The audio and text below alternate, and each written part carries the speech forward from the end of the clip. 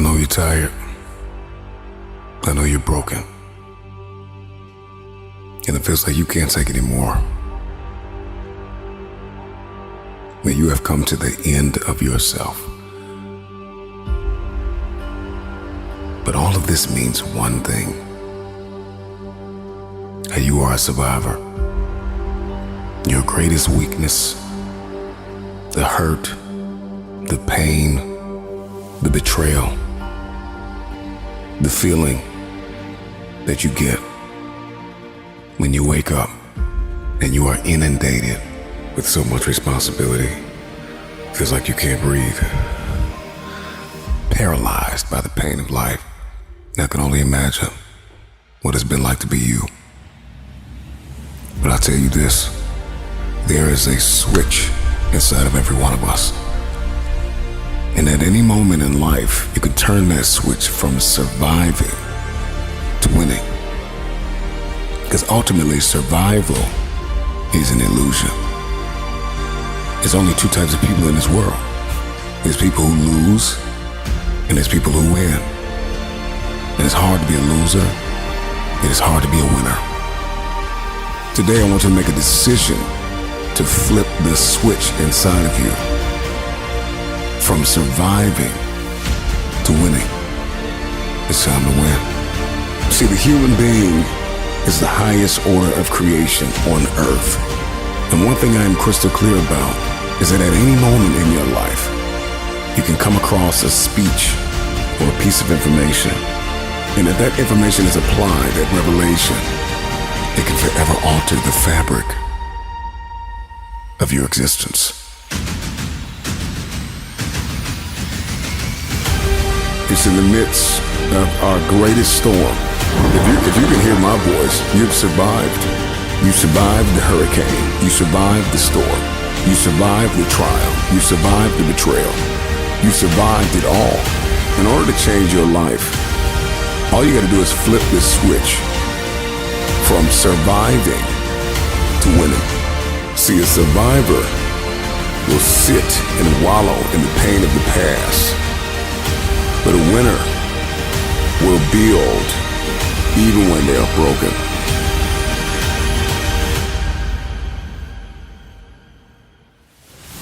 I may be weak, I may be hurting, I may have pains, I may have been down, but I am not out. I am getting out of this hole. Today, I'm getting out of the pit of misery and into my destiny. Your pain is not bigger than your purpose. And even though you have been crushed in this very moment, you still have your calling. Flip the switch from weakness to winning, from hurting to conquering, from losing to champion. You can't worry about yesterday because yesterday is not coming back to look for you. Who speaks to the broken? Who speaks to the individuals that's still in the process? I'm dropping this for you. I'm telling you to keep going when you face opposition. I'm telling you to keep going when you face adversity. Believe in everything that you are and understand that within you there's something greater than any obstacle you'll ever face. I wish I could tell you that if you just keep going, it's gonna get lighter. But that's not the truth. The truth is, you gotta find something within. He's gonna have to dig deep inside his soul to bring out that king. But I'm telling you to get rid of the things that's not giving you the strength that you need to keep living the life that you have been given. When you come over depression, you raise your arms like a champ. When you overcome bankruptcy, you raise your arms like a champ. When you come over divorce, raise your arms in victory. You have the warrior spirit in your soul. You have the warrior mindset. That dream is not going to just sit there and wait for you to come and get it. When you want to succeed as bad as you want to breathe, when you ain't got nothing left in your tank, you got to think about the people in your life that you're doing this for. And then if you could think about them, you could go one more mile. You could go one more day at work. Live. Breathe. Life. You. That's what it's about. Here we go again. It's not about the running, the swimming, the push-ups, the sit-ups. It's about what those things do for your mentality. You don't get better on the couch. Same old shit again. Life is one big tug of war between mediocrity and trying to find your best self. Marching down the avenue. Where everybody's getting weaker, I'm getting stronger. One more day and we'll be through. At the bottom of insecurities, fear, self-doubt, lies, was me buried in the fetal position. How I got out of that was recognizing, being honest with it, being truthful with it, and then fix it. Stay in your own mind. Don't let them own yours. I wasn't born this motherfucker. I made them. Here we go again. I never said when you want to succeed as bad as you want to eat, because you can go 21 days, maybe 30, but without eating. I never said when you want to succeed as bad as you want water, because you can go about 3 days or so without it. I said when you want to succeed as bad as you want to breathe, then you'll be successful. And so one of the things I want to do for you as an educator today, you don't necessarily need better skills per se. That's not what you need. But what some of you need is to go from 70% to 120%. Some of you need to go from 80% to 120%. The reason why I'm giving 120 is because your daddy's not in your life. The reason why I'm giving 120 is because your father's in prison. The reason why I'm giving 120 is because your mom is working 2 jobs. The reason why I'm giving 120 is because your grandma is raising you. The reason why I'm giving 120 is because you live in a community where education is not valued. So I don't care what you do academically, when you leave here, you can't go and get credit for getting A's. That in your neighborhood, in your community, nobody affirms you for reading at a certain level. Nobody affirms you for doing well on your ACT or your SAT. Where you come from, education is not affirmed. So even if you are a scholar, you have to keep it to yourself. You have to suppress it. So the reason why I give 120 is because your daddy's not there to give 80, and your mama's too tired to give 100. And your grandma is washed out, so she's giving 50. And y'all do that little stuff about you gonna eat, but y'all ain't got no doggone motor. You get tired quick. You practice for 1 or 2 days, you wore out. You do a couple hours, you tired. But yet you compete against people right now, that's their lifestyle. And you think they about to let you take their lifestyle? I don't want to do it as much as I want to eat. I don't want to do it as much as I need to drink. I want to be the best in the world as bad as I want to breathe. I want to be the Michael Jordan of education. I want to be the LeBron James of education. And I ask you the question. I ask you the question today, are you giving 120? I never said when you want to succeed as bad as you want to eat. I never said when you want to succeed as bad as you want water. I said when you want to succeed as bad as you want to breathe, then you'll be successful.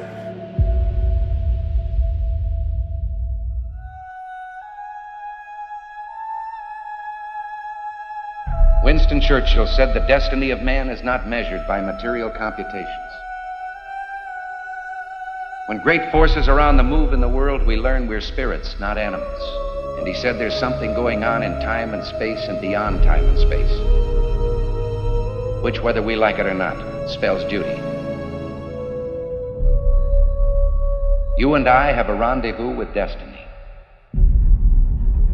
You have the capacity to leave a lasting impact,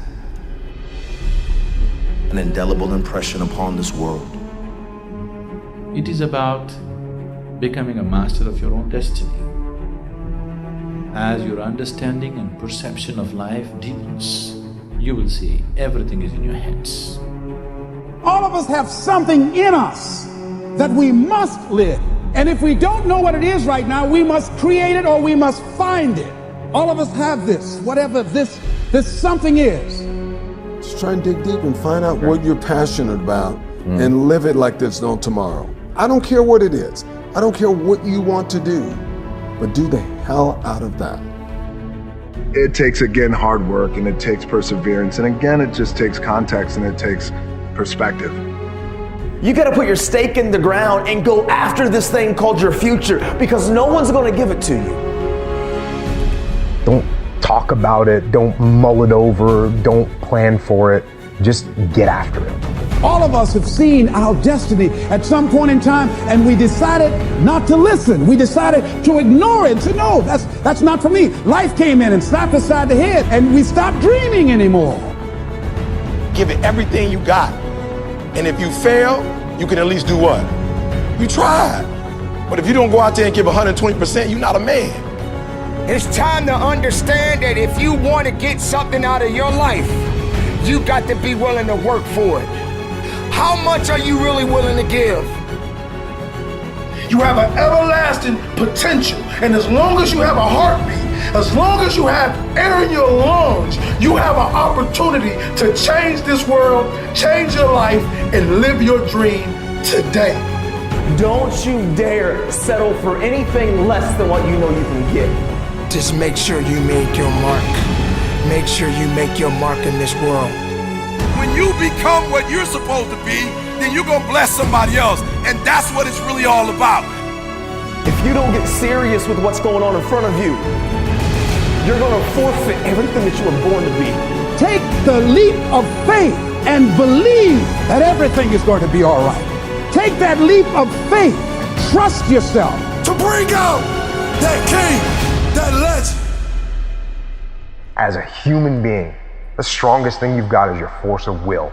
So take that force of will and make that happen. Make sure every breath you take counts for something. That when you get to the spot, you get to the spot for 1,000 others, 1,000,000 others. Live your life now. Live your dreams now. Start acting like this is your last day on the planet. Claim the sacred spaces of your minds and move toward that destiny with patience, perseverance, and prayer.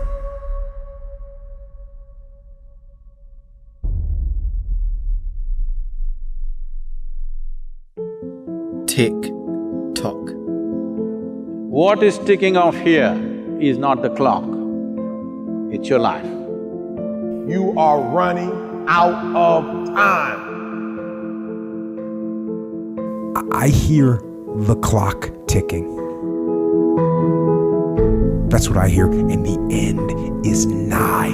You don't know how much time you have. You keep telling yourself you got time and watch what happens. If you don't take a hold of your life, if you don't get serious with what's going on in front of you, you're gonna forfeit everything that you were born to be. Time waits for no man. That clock, it's always ticking. Your time is limited, so don't waste it living someone else's life. You got to give it everything you got, whether it's your time, your talent, or your treasures. When's the time to jump in the pool? When's the time to kiss the boy? When's the time to get married? When's the time to take the training wheels off the bike? When's the time to live your life? The answer is, I don't know. Nobody knows. There's no right answer. There's that moment in time. However you spend your time, that tells you who you are. Stop waiting for tomorrow. Stop waiting for the perfect moment. And I'm saying to you, whatever you gotta do it, because if you don't, life is gonna whoop you until you surrender. Tick tock. Who's not gonna see you accomplish your goals? Who's not gonna see you blow up? Who's not gonna be able to enjoy the fruits of your labor with you? Who put in why? Because you average. And one day you're gonna be great, but you think you got time. Fight that ticking clock with everything you got. Time is one of the most powerful, important tools that any of us will ever get, because time we never get back. You got to have faith, and that faith gives you patience. That is not gonna happen as quickly as you want it to happen. There's not an hour that's gonna go by. There's not a minute that's gonna go by that is not accounted for. Greatness takes time. Tick tock.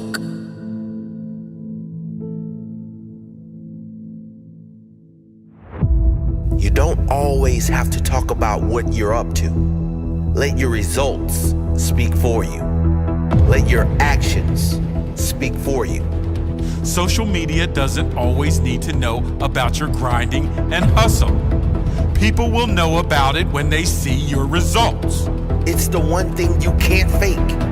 There's a lot of fake people out there talking a lot of crap about who they are and what they've accomplished. But one thing you can never fake is results.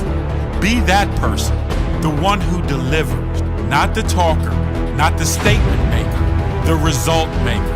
Confuse them with your silence and shock them with your results. Under talk, over deliver. There's a saying, when you build in silence, they don't know what to attack.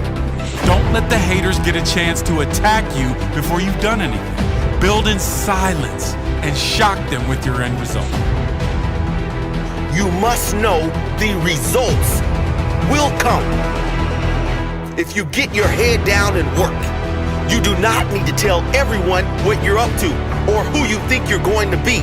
Just show them. The results will come if you get your head down and work.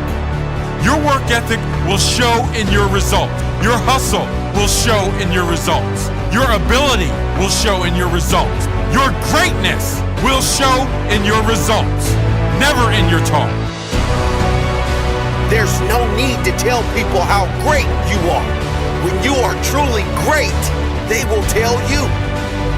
Let your results speak for you. Let your actions speak for you. Confuse them with your silence and shock them with your results.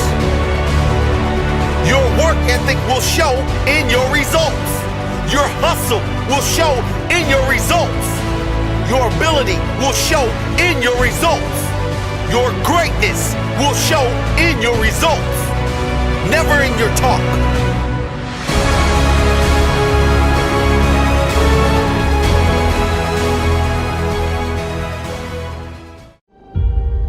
You really want me on the team. What's your approach to recruiting? You want first place, come play with me. You want second place, go somewhere else. Like I would watch Magic play. I'd watch Michael play. And I would see them do these unbelievable things, and I'd say, you know, can I get to that level? I don't know, but let's find out.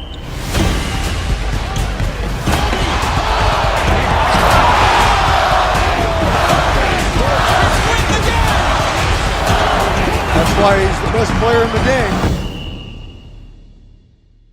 Everything was done to try to learn how to become a better basketball player. Everything. And so when you have that point of view, then literally the world becomes your library to help you to become better at your craft. So because you know what you want, the world's giving you exactly the information you need to become better at it. Because you know what you're looking for. So many guys tell stories about your work ethic. Yeah. What was really your work ethic like, and for how long did you stay disciplined? Well, I mean, every day. I mean, since 20 years. I mean, it was an everyday process and trying to figure out strengths and weaknesses. For example, jumping ability. Man, my vertical was a 40, it wasn't a 46 or a 45. My hands are big, but they're not massive, right? So you got to figure out ways to strengthen them so your hands are strong enough to be able to palm a ball and do the things that you need to do. Quickness, I was quick, but not insanely quick. I was fast, but not ridiculously fast, right? So I had to rely on skill a lot more. I had to rely on angles a lot more. I had to study the game a lot more. And but I enjoyed it though. So like from the time I can remember when I started watching the game, I studied the game and it just never changed. It's a good separation for me, emotionally, to be able to put myself in a place where at practice or when I'm training or during games, I switch my mind to something else.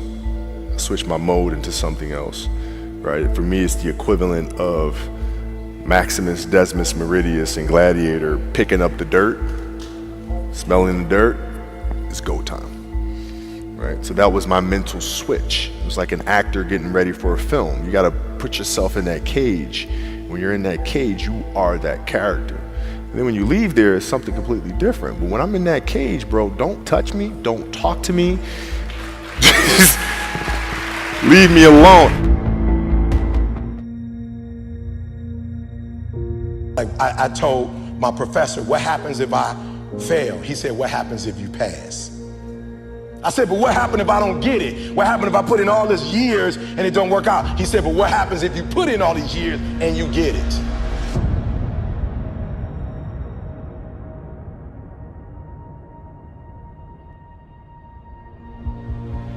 You got skill and you got will. You got skill and you got will. Two total different things. You were born with certain things, but to get to the next level, and not just get to the next level, to stay at the next level, you gotta have will when you get to that next level. So when you play, you have to compete. When you have an opportunity, why would you give 80% when you have an opportunity? Somebody answer that for me. Y'all talk. Why would you give 80%, 70%? Why wouldn't you always give 120%? For real, you might get it, but right now what? Oh, I can't hear y'all. You may get it, but right now what? You don't have it.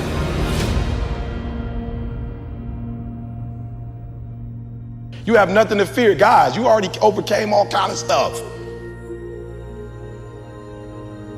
Because a lot of you don't see that what's going to take you to that next level that's going to separate you from everybody else, because you got to have something that separates you. What's going to separate you from everybody else? Right? I don't know what that is for you, but just talk about it. When you hear my videos, one of the things you notice that separates me from everybody else, I don't do what in any of my videos? I don't curse. You've never seen me cuss before. You've never seen me drink before. You've never seen me smoke. I'm not against drinking and smoking, but my brand is I don't drink, I don't smoke. What are you going to do to separate yourself? Like, I do things to separate myself from everybody else. The passion that I have when I speak, the grind that I have when I do what I do. What are you going to do to separate yourself? People you're not even going to be hanging out with. All I want to hear is E. They grinding like they never grind before. Johnny, I want to hear they out there handling that rock like E. They monsters, E. They like freaks out here, E. Like, they going hard, E. That's all I want. What's some more stuff that's keeping you from doing what you're supposed to do? I love it. You have an opportunity of a lifetime. And what I'm trying to get you to understand is, when you understand you have an opportunity, you play a little different.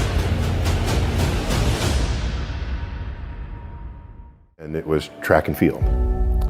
And the gym instructor pointed to my father online and said, Cyril Tyson, everyone look at him. He does not have the body type that would excel in track. And they used him as an example. And he says, what? No one is going to tell me what I can't do in my life. And he used that as a reason to start running. And he started track in that moment. He decided that one of his next tasks in life would be to take up running and excel at it. Within a few years of that, he became world class. At one time, had the 5th fastest time in the world. Oh. In the middle distance, they don't run this anymore, 600-yard run. In 1948, the Olympics was not yet ready to come back to us because we're still roiling from the Second World War. Instead, there was still an Olympics. It was called the GI Olympics, and it was held in Hitler's stadium. So he competed in Hitler's stadium in the late 1940s. It's just one of the great memories of his life. But the reason I'm saying all of that is they were competing against the New York Athletic Club. In the day, once you graduated college, you needed some sanctioning body to compete with. So there were athletic clubs. The New York Athletic Club at the time accepted only white Protestants. So there was another club called the Pioneer Club, which took everybody who was not accepted to the New York Athletic Club, which was basically blacks and Jews, is really what that came down to. And his best friend, Johnny Johnson, okay, was coming around the back stretch, might have been the quarter mile, coming on the final straightaway. And a runner from the New York Athletic Club is a few paces behind him. And Johnny Johnson overhears that runner's coach say, "Catch that!" And he overheard this. And so what did he say to himself? He said, this is one he ain't gonna catch. And that extended his lead to the finish line. And he tells this story not with any bitter tone. So he never had that kind of tone when he shared those stories with us.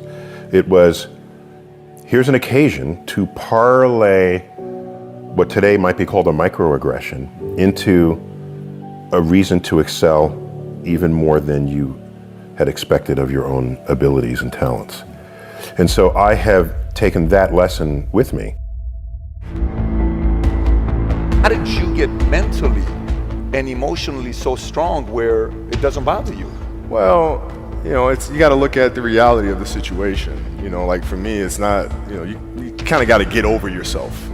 Like, it's not about you, man. Like, oh, okay, you feel embarrassed. You're not that important. Like, get over yourself. That's where you go. Get over yourself, right? Like, you're worried about how people may perceive you, and like you're walking around and it's embarrassing because you shot 5 air balls. Get over yourself, right? And then after that, it's okay, well, why did those air balls happen? Got it. High school, year before, we played 35 games, max, right? Week in between, spaced out, plenty of time to rest. In the NBA, it's back to back to back to back to back to back to back. I didn't have the legs. So you look at the shot, every shot was online. Every shot was online, but every shot was short, right? I gotta get stronger. I gotta train differently. The weight training program that I'm doing, I gotta tailor it for an 82-game season so that when the playoffs come around, my legs are stronger and that ball gets there. So I look at it with rationale and say, okay, well, the reason why I shot air balls is because my legs aren't there. I go, well, next year they'll be there. That was it. Done.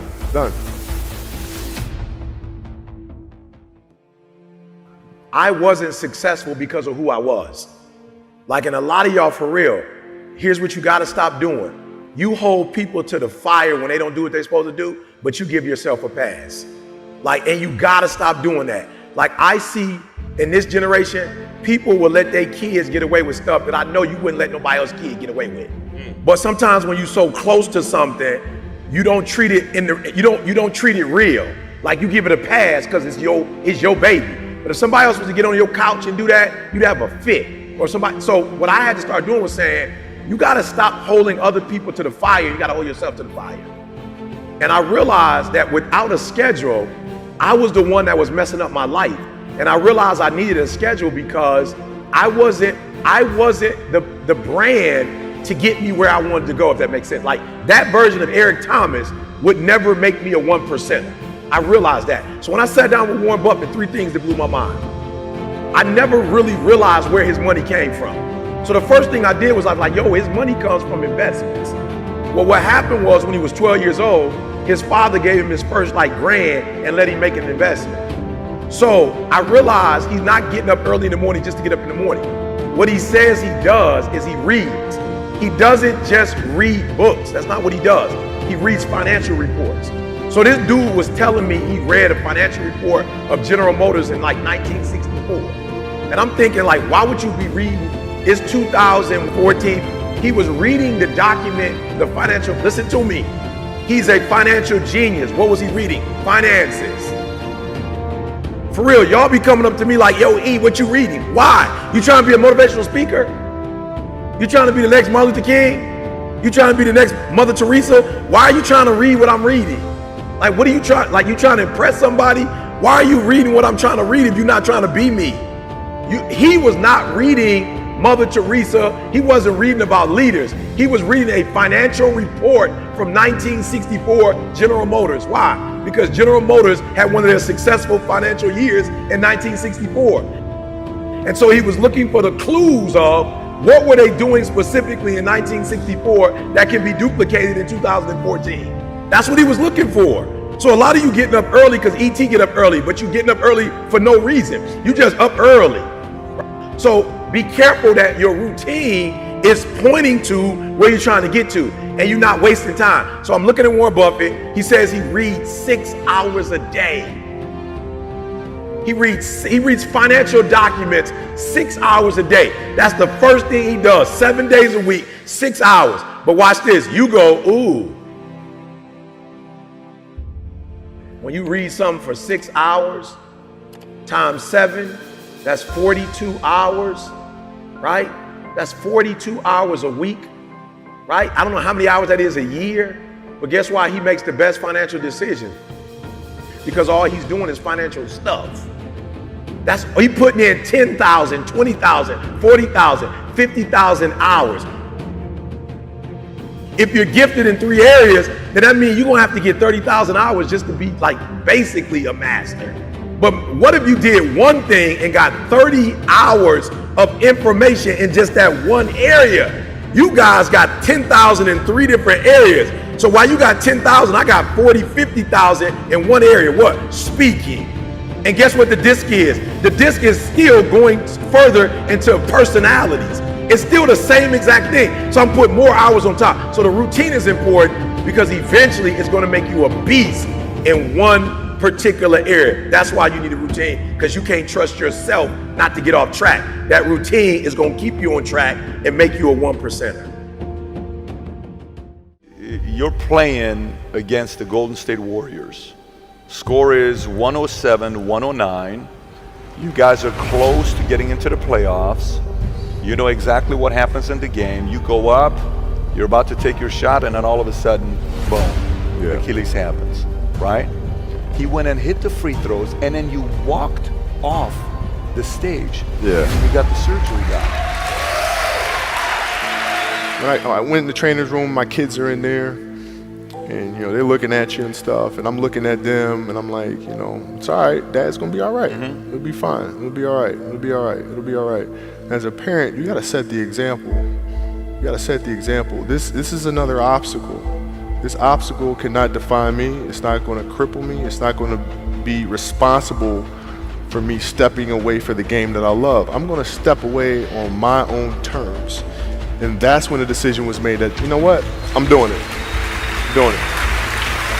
You're a freaking beast, bro. Yeah.